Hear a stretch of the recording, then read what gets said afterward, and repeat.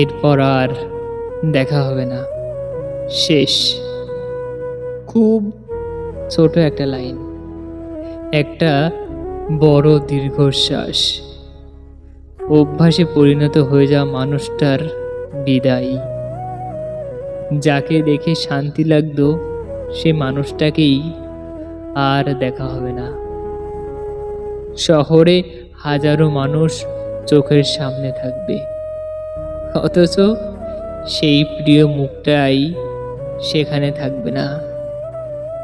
সুন্দর স্মৃতি হয়ে থাকা জায়গাগুলোতে আবারও যাওয়া হবে, কিন্তু সেই মানুষটা থাকবে না।